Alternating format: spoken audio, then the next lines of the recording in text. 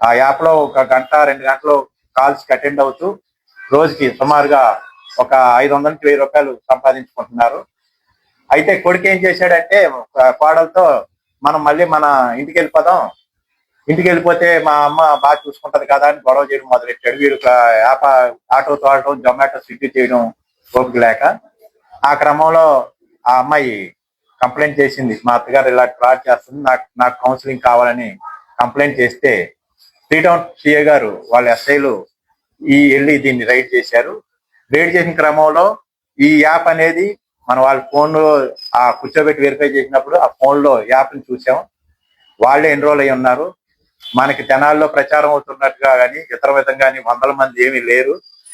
అది online app, తెనాల్లో కానీ ఇక్కడ కానీ డిజైన్ చేయబడింది కాదు, ఇది ఫారెన్ యాప్. ఆ యాప్ లో ఇంట్రెస్ట్ ఉన్న వాళ్ళు ఆ యాంగిల్లో చూసేవాళ్ళు ఎన్రోల్ అవుతారు. డబ్బులు పేమెంట్ చేసి ఎన్రోల్ అయిన వాళ్ళు ఉంటారు, డబ్బులు సంపాదించే వాళ్ళు ఉంటారు. అంతేగాని దీనికి మనకు ప్రచారం జరుగుతున్నట్టుగా తెనాలి కానీ ఈ చుట్టుపక్కల కానీ ఈ యాప్ ఎవరు సొంతంగా డిజైన్ చేసింది కానీ కాదు, ఇది ఆన్లైన్ యాప్.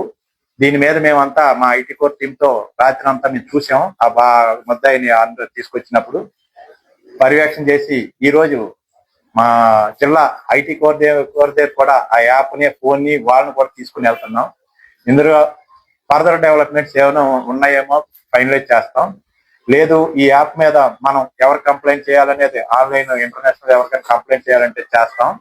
కాబట్టి ప్రజలందరూ దీంట్లో ప్రచారం జరుగుతున్నట్టుగా ఎవరు ఇది భయభ్రాంతులకు గురవలసిన అవసరం లేదు.